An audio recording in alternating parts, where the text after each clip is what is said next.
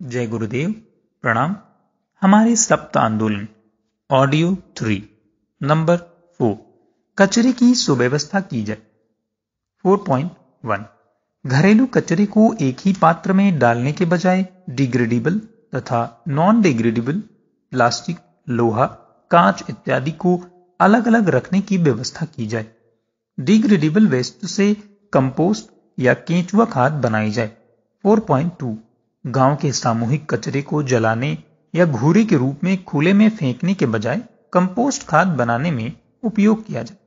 4.3 नगरों में garbage disposal, घरेलू वेस्ट, बाजारू यार्ड वेस्ट, सब्जी मंडी वेस्ट, रेस्टोरेंट वेस्ट इत्यादि एक समस्या बन गई है। शहरी कचरे से कंपोस्ट खाद, केंचुआ खाद, ईंधन गैस एवं विद्युत बनाकर इस समस्या को लाभकारी उद्योग के रूप में बदला जा सकता है। 4.4 प्लास्टिक का उपयोग करना सीवेज व जानवरों के लिए भारी समस्या बन गया है। इन थैलियों के बनाने व उपयोग न करने के नियमों को कड़ाई से लागू किया जाए। नंबर 5 सूक्ष्म प्रकृति का परिशोधन। इसके लिए शब्द शक्ति यज्ञ विज्ञान के प्रयोग, उपचार, समूह, मन के जागरण की साधना युगानुकूल है। जन स्तर पर इसका अधिकाधिक प्रयोग बढ़ता जा रहा है। गायत्री परिवार ने इन प्रयासों के अंतर्गत 23 अश्वमेध यज्ञ भारत में एवं 5 विदेश में आयोजित किए और पूर्णाहुति के रूप में यह आयोजन 7 से 11 नवंबर 2000 की अवधि में संपन्न हुआ। अनेक आयोजनों में प्रदूषण विशेषज्ञों ने वैज्ञानिक उपकरणों की सहायता से परीक्षण किए, जिनके उत्साहवर्धक परिणाम सामने आए। आशा की जाती है कि सद्भावना एवं सद्विचारों की वृद्धि के रूप में इन महायज्ञों के प्रभाव अब सभी को दृष्टिगोचर होंगे। नारी जागरण आंदोलन। नंबर 1 नारी शक्ति का पराभव। सुसंस्कृत परिवार ही नर रत्नों, श्रेष्ठ नागरिकों की खादान है। सुसंस्कृत परिवार में स्वर्ग के और विसंगत परिवार में नरक के दर्शन होते हैं। एक सुसंस्कृत परिवार की धुरी है प्रगतिशील व सुसंस्कृत नारी। यह 1000 बार ध्यान रखने योग्य बात है कि पुरुष अर्थ उपार्जन की सुविधा साधन पाने की व्यवस्था कर सकता है, पर घर में स्वर्गीय वातावरण पैदा करने की उसकी स्थिति नहीं है। उसके पास न समय, न अनुभव, न भावना, न कला और न उदारता है। इन आधारों के बिना परिवार संस्था का भावनात्मक नवनिर्माण संभव नहीं हो सकता। सुसंस्कृत परंपराएं ही व्यक्ति, परिवार और समाज को समुन्नत बनाती हैं। नारी ही है जो इस छोटे किंतु महत्वपूर्ण कार्य को ठीक तरह कर सकने की मौलिक योग्यता भगवान के घर से अपने साथ लेकर आई। भावी पीढ़ी का नए युग का स्तर ऊंचा उठाना हो तो यह नोट करना चाहिए कि नारी को प्रगतिशील बनाए बिना अन्य कितने ही साधन जुटा लेने पर भी अभीष्ट प्रयोजन की सिद्धि न हो सकेगी। सुविकसित व सुसंस्कृत नारी के सहयोग व नेतृत्व से ही सुखद संभावनाओं से भरे पूरे भविष्य का स्वप्न साकार किया जा सकता है। अतः नारी स्वच्छंदता के बजाय नारी शक्ति जागरण की ओर ध्यान दिया जाए। यही गायत्री परिवार की अवधारणा है। उपेक्षा और पिछड़ेपन ने नारी की क्षमता और उमंग को कुंठित करके रख दिया है। हमारे देश में तो एक पुरुष के लिए एक नारी की श्रम शक्ति खप जाती है। सारे दिन रोटी बच्चों में ही लगी रहती है। ना तो वह अपनी योग्यता बढ़ा सकती है और ना उसके श्रम का उपयोग हो पाता। परिवार और समाज की आर्थिक प्रगति के लिए नारी का सुयोग्य और समुन्नत होना आवश्यक है। अतः बराबर के सहयोगी के रूप में उसका विकसित होना आवश्यक है। नारी उत्थान कैसे? नारी से परिवार संस्था के विकास में, सामाजिक प्रगति में तथा व्यक्तिगत सहयोग में कुछ कहने लायक योगदान प्राप्त करना हो तो उसकी निम्न मौलिक आवश्यकताओं की पूर्ति होनी चाहिए। नंबर 1 स्वास्थ्य। 1 शिशुपालन, प्रजनन, अनियमितता, पुरुषों की प्रतीक्षा में खाने सोने की अव्यवस्था जैसे कारणों से उनका स्वास्थ्य लड़खड़ाने लगता है। उसे संभालने सुधारने के लिए क्या किया जाना चाहिए? यह महिला स्वास्थ्य संरक्षण की अतिरिक्त समस्या है। अतः हर व्यक्ति को यह विचार करना चाहिए कि निम्न दबावों से राहत देकर नारी के स्वास्थ्य की बर्बादी कैसे रोकी जा सकती है। 2. परिवार की दिनचर्या ऐसी होनी चाहिए जिसमें काम के घंटे नियत हों और सोने जागने के लिए उचित समय संतुलन बना रहे।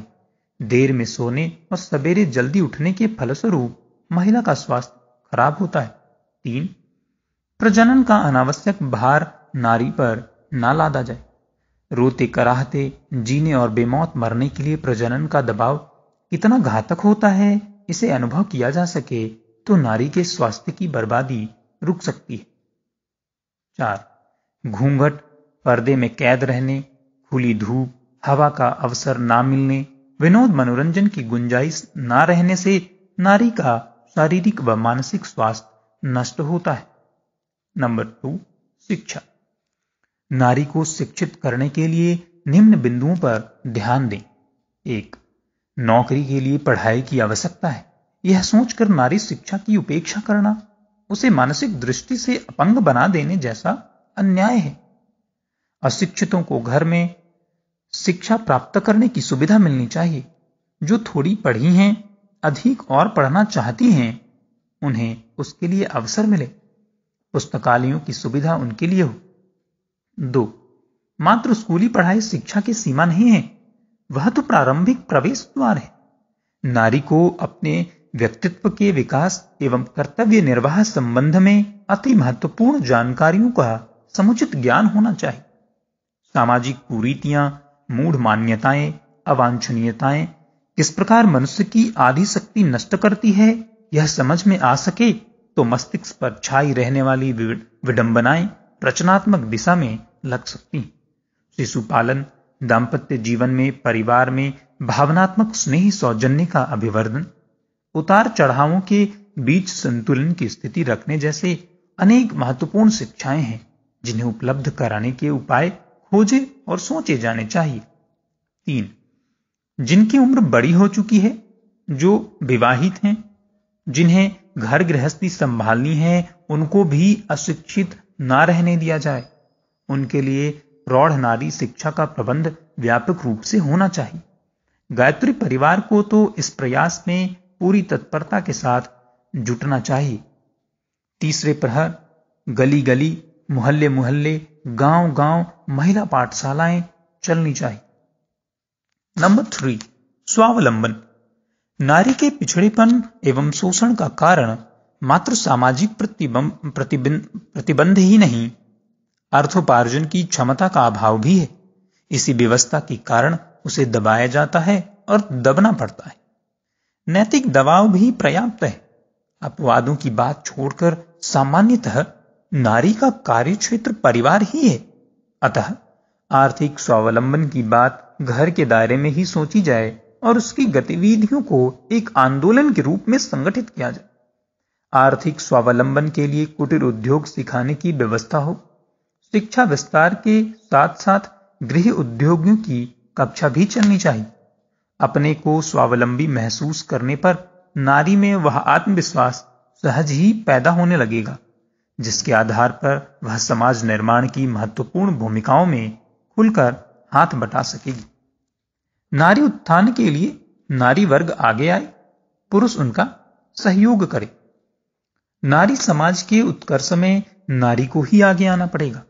विधवाएं, परित्यक्ताएं तथा ऐसी कन्याएं जो विवाह के झंझट में पड़कर अपनी जिंदगी कोल्हू के बैल की जैसी बनाने से स्पष्ट इनकार कर चुकी हैं, नारी सेवा के लिए सब प्रकार उपयुक्त हो सकती हैं। वे शिक्षित नारी जिन्हें गुजारे में कठिनाई नहीं है, उन्हें नौकरी की ओर नहीं, नारी सेवा जैसे जीवन को धन्य बनाने वाले महान कार्य की ओर आकर्षित होना चाहिए। नारी अग्रिम मोर्चे पर खड़ी जरूर होगी, पर उसे इसकी सफल भूमिका निभा सकने की स्थिति तक पहुंचाने के लिए पुरुष को अपना योगदान देना होगा। उन्हें अपने घर की महिलाओं को कार्य क्षेत्र में उतारने के लिए प्रोत्साहन, प्रशिक्षण, मार्गदर्शन, अवकाश देने से लेकर साधन जुटाने के लिए उसे पर्दे के पीछे रहकर पूरा योगदान करना होगा। धन्यवाद। क्रमशः